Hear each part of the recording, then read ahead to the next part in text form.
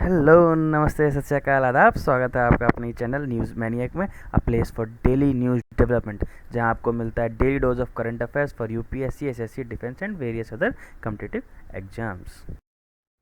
मैं हूं यतेंद्र सिंह। मैंने अपनी मास्टर्स करी है फूड एंड न्यूट्रिशन में। मैं यूजीसी नेट भी क्वालिफाइड हूं। और आप अगर मुझसे इंडियन पॉलिटी पढ़ना चाहते हैं तो आप मेरे साथ मेरे टेलीग्राम चैनल पर भी जुड़ सकते हैं, जहाँ मैं डेली लाइव क्लास का लिंक शेयर करता हूँ। बढ़ते हैं आज की पहली न्यूज़ की ओर।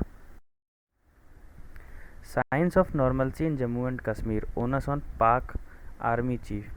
See, what had happened is that this time it was Pakistan's general, who initiated peace talks, and there was truce between the two countries. तो इस बार हुआ क्या एक्चुअली में कि दोनों देश के बीच में शांति हुई। और ये खुशी की बात इसलिए भी कि पिछले 100 दिन में कोई भी अपनी जो है लाइन ऑफ कंट्रोल पे कोई भी सीज़ फायर का उल्लंघन नहीं हुआ, कोई भी सीज़ फायर वायलेशन नहीं हुआ है। तो हुआ क्या था कि इस बार जो पीस टॉक थी ना, ये पाकिस्तान की तरफ से ही आई थी। और पाकिस्तान आर्मी के जो जनरल हैं, अपने जनरल कमर जावेद बाजवा जी, इस बार इन्होंने ही ये पीस टॉक की शुरुआत की थी। तो ये तो चलो बहुत अच्छी न्यूज़ हो गई कि दोनों तरफ शांति हो गई, and there has been peace since last 100 days। But we should look at a wider picture. We should look from what is not been visible. Okay, see, understand one thing, that Pakistan is in severe threat of getting blacklisted in FATF list, financial action against terror funding. तो ये जो FATF की list है, इसमें इस बार black list होने के उसके लगभग बहुत हाई चांसेस हैं। पिछले 3 बार से वो ग्रे लिस्ट में है, और अपना ये ग्रे लिस्ट को किसी ना किसी तरीके से बचा ले रहा है वो ब्लैक में जाने से। Once a country falls in the blacklist of the black category of the FATF list, so what happens is all the donations or all the transfers of money and all the transfers of any other kind of grants and aids is been stopped to that particular country, because it is believed by the international organizations that this particular country, let us say in the case of Pakistan, कि Pakistan is using this money and Pakistan is using all these resources to finance terrorism, to finance terrorist organizations. So in terms of stopping that situation, they stop all the money transfers to this particular country. Secondly, it was only China that used to stop Pakistan being into the blacklist of black category of the FATF list. But also, it is not only China this time. This time Pakistan requires a regional support, and what better choice than India Pakistan can have. So they are playing actually a bigger game, where they want a support from India also, so that they can get out from the grey list, or at least they don't fall into the black list of the FATF, black category of the FATF list. The second thing is, then Pakistan is out of money. We all know that we have been reading newspapers since past month. If you are being into the current affairs, you must be knowing that China has cancelled many and even ongoing projects, and had also applied sanctions over the Pakistan because of not returning the loans and poor performance of the loans. So now they need money, and what better to have a trade relations with India. So they are also improving trade, so that they can have a money inflow in their country.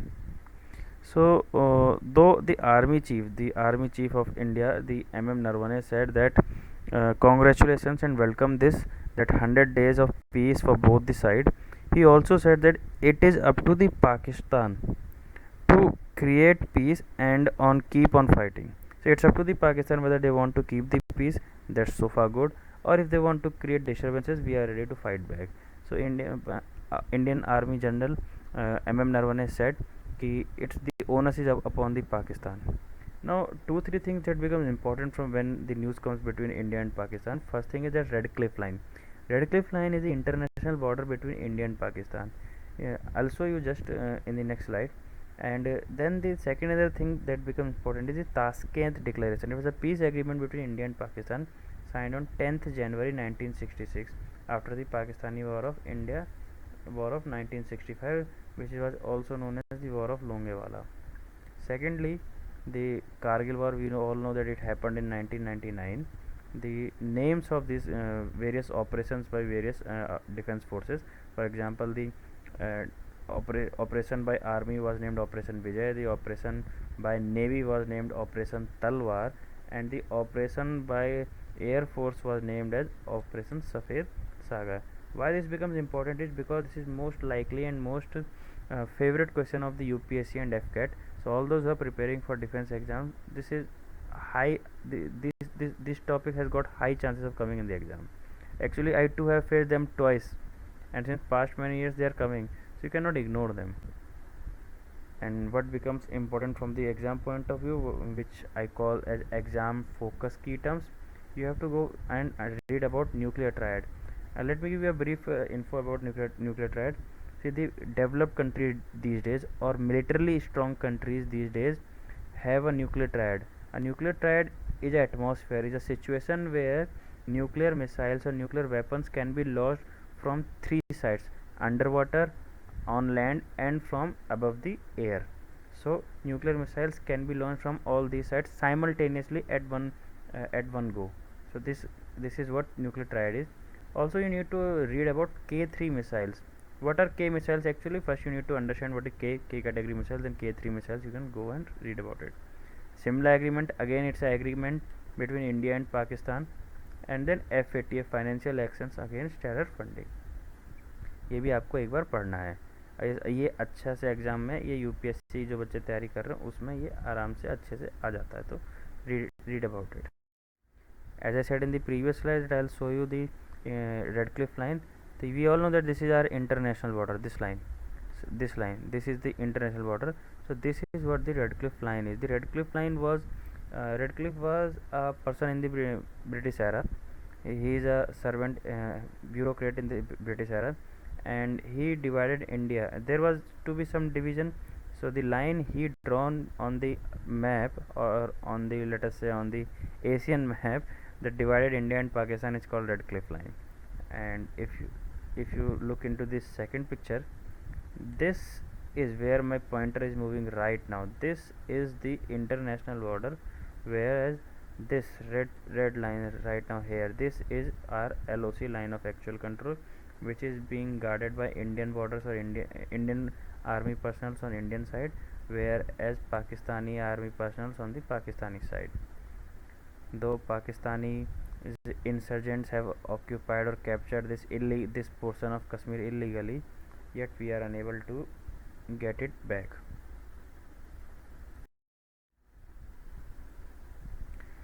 Journalists need protection against citizen charges. See what happened has recently, that there was a person called Vinod Dua. He is a Padma Shri awardee and is a senior journalist.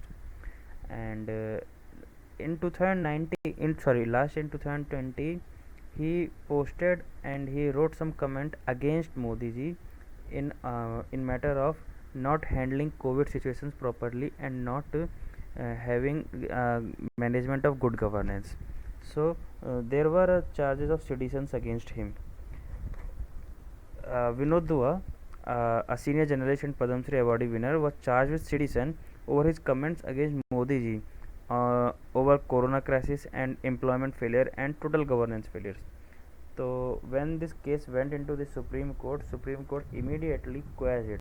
When I say quashed means they dissolved it, or they just discarded the case and said that citizens can criticize the government and it comes under their freedom of speech, as far as their speech or as far as their criticism does not incite violence, or as far as their words do not trigger the violence in the society, it will not be treated as sedition.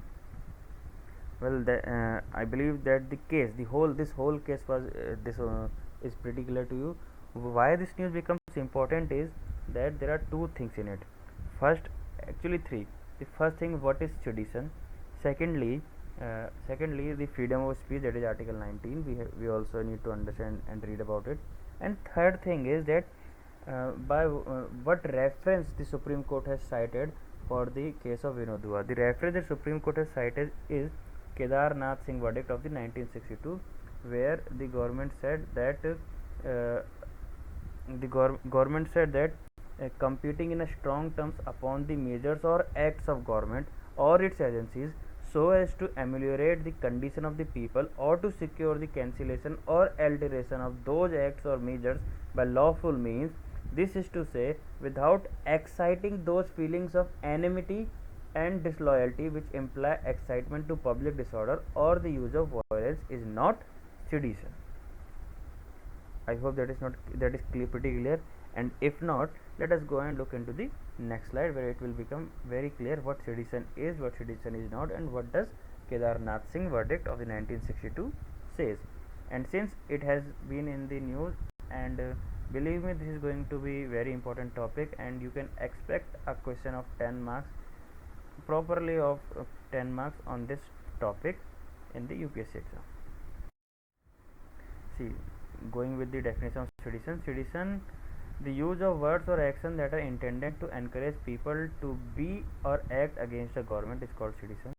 Or in much more layman's language, sedition is an offense that criminalizes speech that is regarded to be disloyal to और threatening to the state. मतलब sedition हर वो ऐसा act है जो या तो सरकार के खिलाफ डिसलॉयल है या आपके देश के खिलाफ जो है खतरनाक है. थ्रेटनिंग है हो गया खतरनाक, जिससे हो सकता है वायलेंस हो जाए. वायलेंस है तो सभी के लिए खतरनाक है ना, किसी का भी नुकसान हो सकता है. इसलिए वो हर वो एक्ट, चाहे वो उसने बोल के किया है, चाहे वो उसने अपने फिजिकली किया है, weather he said it verbally or whether he performed it physically, they will be treated as sedition. Now, which article talks about sedition? It's article 124 of IPC, Indian Penal Code. Indian Penal Code, article 124A of Indian Penal Code, that was made in 1860, deals with the sedition. Next thing, that Supreme Court said free speech of journalists should be protected. Now, why free speech of journalists? Because when you speak freely, when there is no control, or when there is not one mindset targeted journalism, you will get to know the both sides of a topic, or you will get to read and understand about the both sides of a, let us say, scheme, and then you can decide what is better for yourself and what is not. In case, let us take an example of China, where the media, the state owned media, the Global Times, is the mouthpiece of Chinese government. So whatever Chinese government say, they print it in the Global Times. Now, even if you want to say something else, if you say that the particular law brought by the government is irrelevant or against the moral ethics of the citizenship or whatsoever, they will not publish it, and you won't be able to get the information actually how this law or this scheme or whatsoever is being brought by the government is good or bad. You will only be seeing the good part of the schemes. So free speech of journalists should be protected, because this only brings out the best in the society and best in the governance. Free speech brings out the best in the governance. Well, that's I made a very good sentence for the exam and interview too. So those who are preparing for SSB interviews, or those who are having their interviews in recent time, you can just use this sentence, that free speech brings out the best form of governance in the country. Now let us talk about Kedarnath Singh guidelines. In the landmark 1962 Kedarnath Singh case, the Honorable Supreme Court upheld the constitutional validity of the sedition law. When I say that upheld means यहाँ पे हो जाता है कि जो sedition की value थी उसको बनाए रखी, उसको हटाया नहीं. they haven't dissolved it, they haven't dismissed it. Upheld means they have kept it as it is. Upheld the constitutional validity of the sedition law, but it attempted to restrict its scope for misuse. Now, what had happened in the 1962 is that governments in the ruling governments in the state might use or may use this sedition, and may kept or imprison any other person in the country. So to stop this and to stop the misuse of the sedition law, the scope of the sedition was curtailed in 1962. Although what actually sedition is has been kept as it is. कहने का मतलब है sedition जो है कि आपका कोई भी एक्ट या आपकी कही हुई कोई भी बात देश में दंगे ना फैलाए, साथ ही साथ देश की सरकार और देश की शांति के खिलाफ ना हो, शांति भंग ना हो, तो वो सारे एक्ट क्वेश्ड, ठीक है, अन्यथा आपके ऊपर सिडिशन का चार्ज लग जाएगा, जिसको हम देशद्रोह भी कह सकते हैं।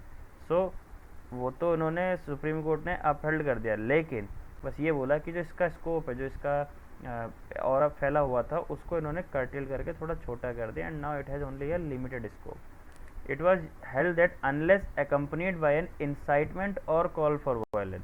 देखिए यहीं पे अगली लाइन में यहाँ पे हो गया कि अनलेस, जब तक, अकम्पनीड बाय एन इंसाइटमेंट, जब तक कि वायलेंस, दंगे कराने की आपकी भावना ना हो, या ऐसी कोई बात ना कही गई हो कि जिससे दंगे हो जाएं या शांति भंग हो, तब तक criticism of the government can not be labelled at sedition.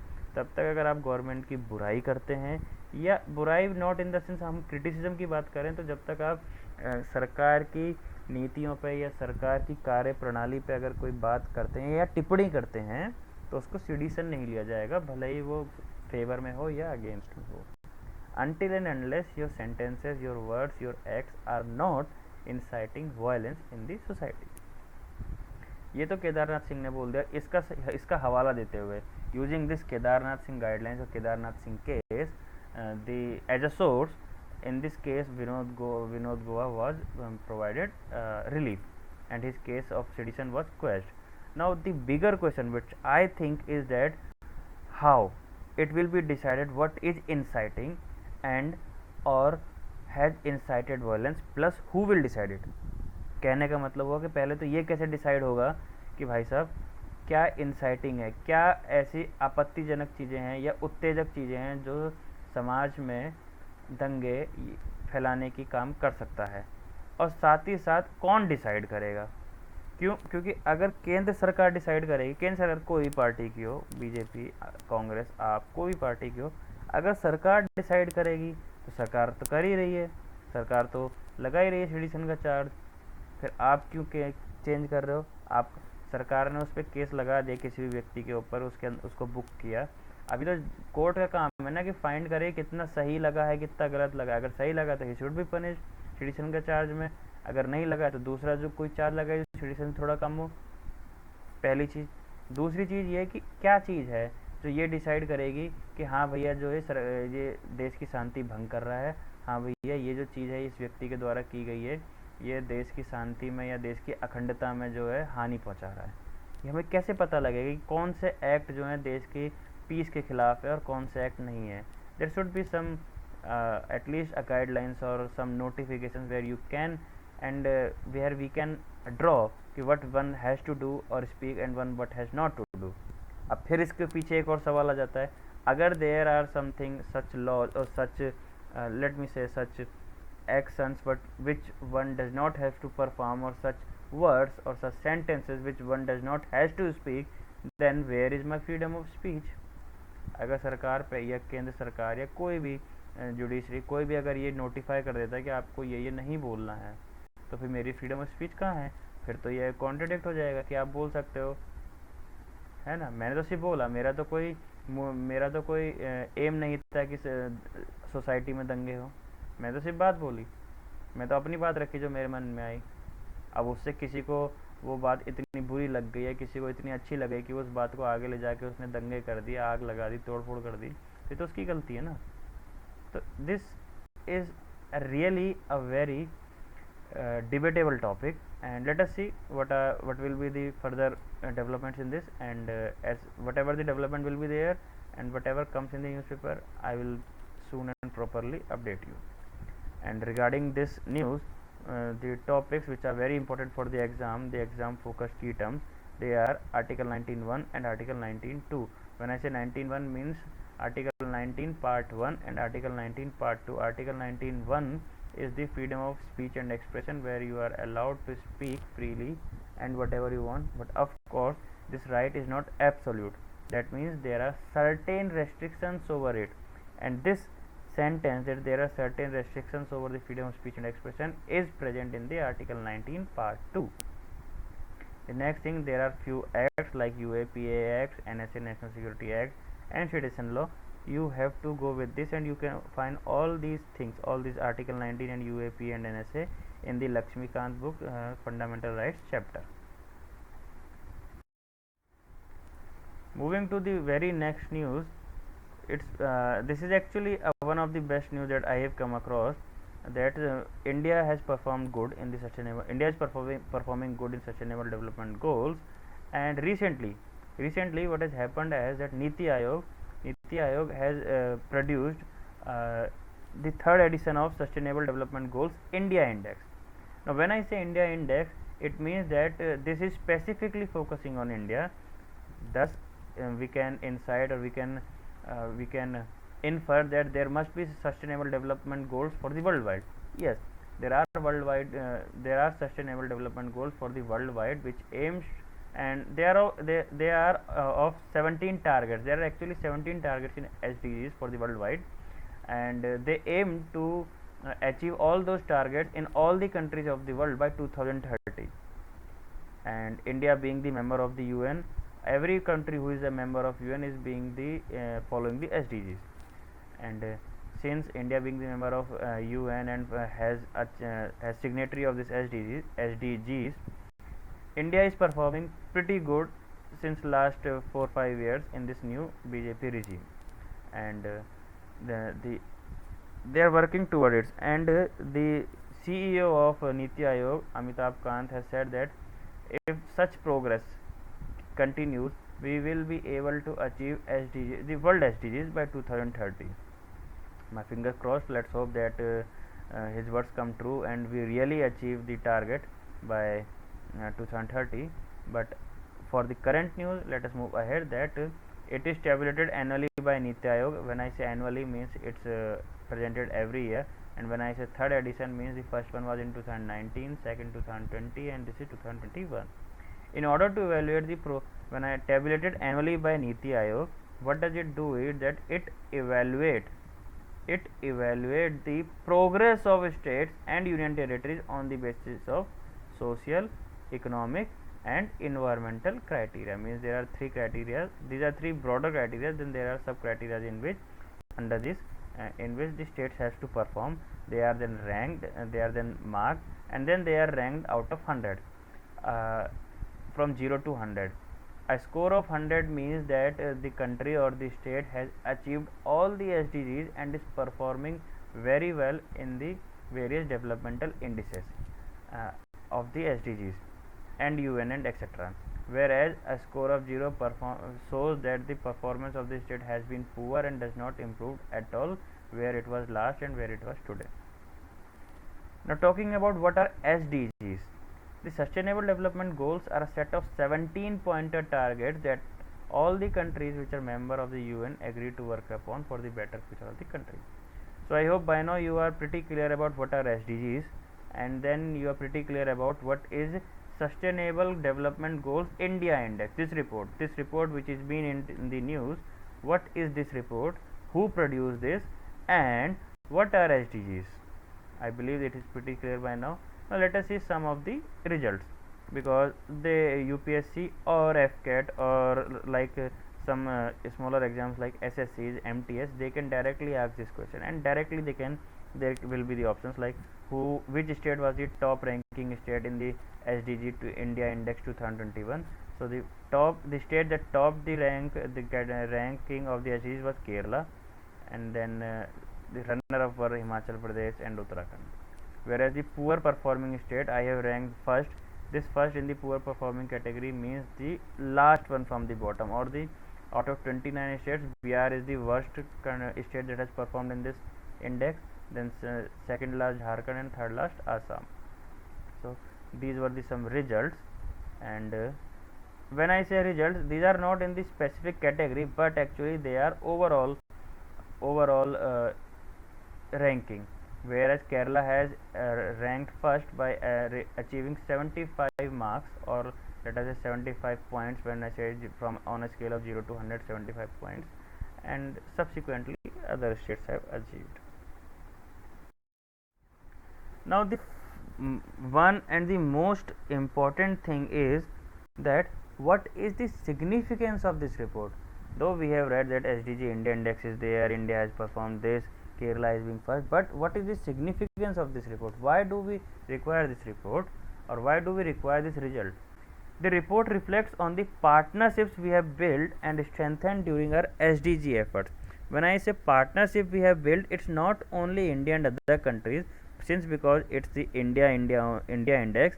This partnership talks about the center and state and states and states, the partnership between center and states and the partnership between two states, and strengthened during our SDG efforts.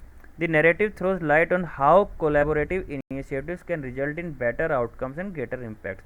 Now, this line, how collaborative initiatives can result in better outcomes and greater impact, this line shows that the Indian states have worked together, have performed together in a team, and they are achieving, supporting with each other, and they are achieving their targets.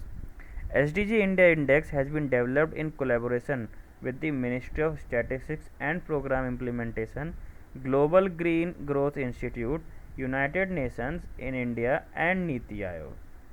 So, when we say that Niti Aayog has reported or published this report, it means that Niti Aayog becomes the principal. Niti Aayog becomes the principal institute for performing this index. This is the logo of India's SDG index and Sustainable Development Goals for India.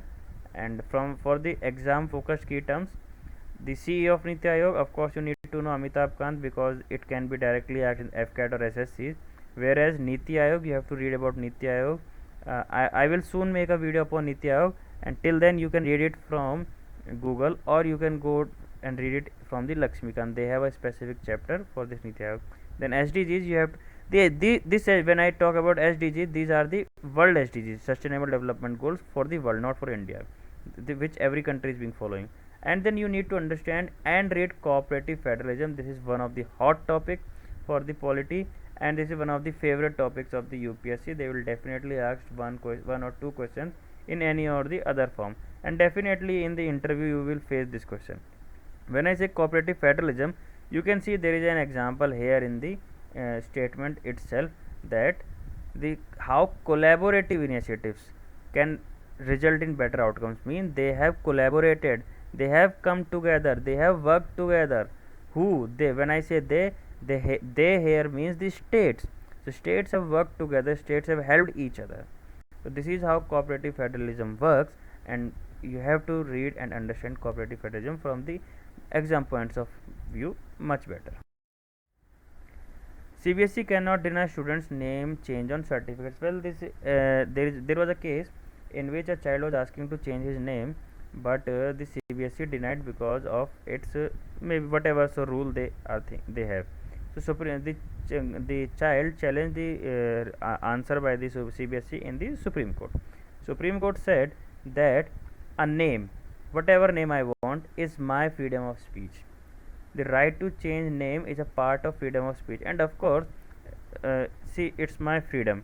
Whatever name I want is my freedom. Nobody can direct me. Now the question comes is that certificates of 10th class or 12th class are being carried in every document process, whichever we are going to face in our life, whichever document work we will do ever in our life. So the Supreme Court came out and said that CBSE is able and can devise some new formula, so that even changing the name will not change the total work in the documents, and will not have any impact over the document and its performance or results.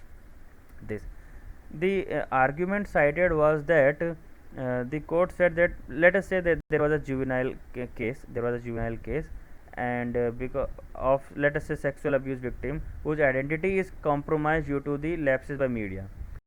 We know that Indian media just makes hype of everything, and Indian media can make you famous or can just ruin your image in one day. And let us say that there was this guy, this juvenile guy of 10th or 11th or 12th class whatsoever, and his personality or his image was ruined by the media. Now this guy will suffer mental pressure, this guy will face depression just because of his name. If he can change his name, he can hide his identity and live somewhere freely, and at least relax of this all time pressure. So Supreme Court said that the name is an intrinsic element of the identity, and the right to change our name is a part of the right to freedom of speech and expression, which again means Article 19. So I hope that makes you clear why what this news was. This is today's last news. The news which was important, which I took from the newspaper, was that NASA, which is the space agency of the American National Aeronautics Space Administration, announces two new missions to Venus. Venus is the nearest planet to the Earth. Mercury, Venus, Earth, and Venus is the second planet in the solar system. So NASA is announcing to go to the Venus, two missions. The name of these two missions are Da Vinci Plus and Veritas. Now this becomes important for the UPSC and CDS and FCAT exam, of course, and every exam, because you know that UPSC these days are asking Da Vinci was recently in news, for what this is related to. So you know that Da Vinci Plus was related to the Venus missions by the NASA. The aim of this mission is to understand how Venus became an inferno. When I say inferno, inferno means a very hot ball which is not good for the surroundings. और अगर मैं हिंदी में बोलूँ कि कुछ इतना गर्म हो गया है, कि इतना ज़्यादा गर्म हो गया है कि वो उसके सराउंडिंग के लिए अच्छा नहीं है, उसके सराउंडिंग से उसके आसपास जो भी उसके लिए अच्छा नहीं है, और उससे खतरा हो सकता है, इतना गर्म हो चुका है. तो इसको रीड करने के लिए ये दो मिशन जो है नासा अपने वीनस पे भेजेगा. ये तो हो गया हमारा वीनस मिशन के बारे में, da Vinci and Veritas.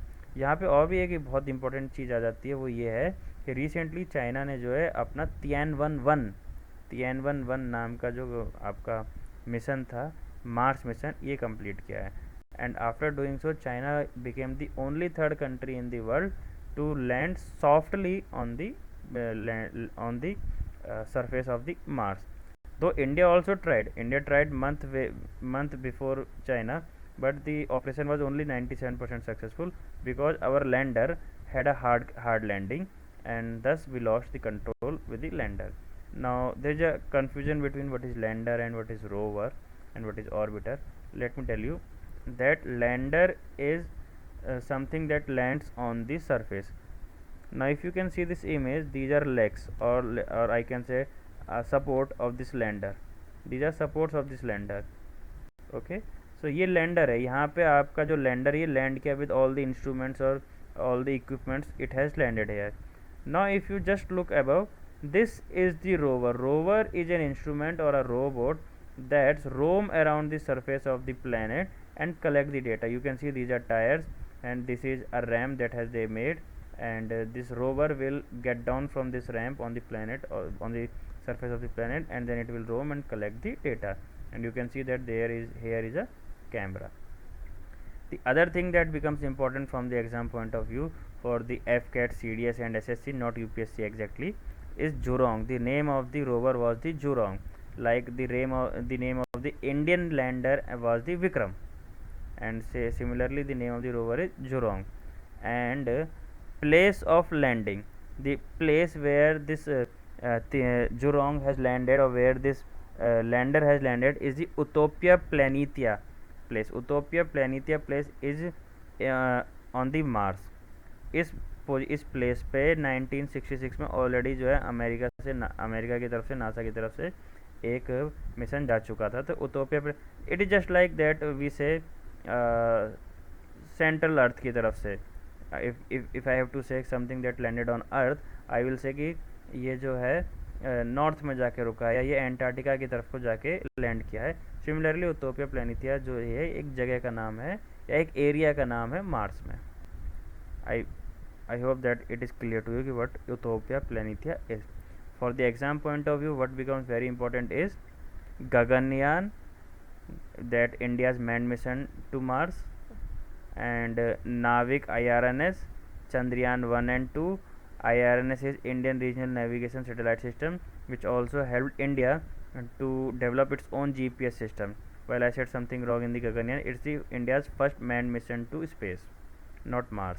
And then Perseverance rover by NASA, which is already there on the surface of the Mars and working. So this was all for today's, and these were all important news. I hope you liked it, enjoyed it. So please keep supporting me. Please like this video, and if there is any suggestion, do comment. I'll work upon it. I will add it into the next video. and stay safe, keep wearing mask. Thank you.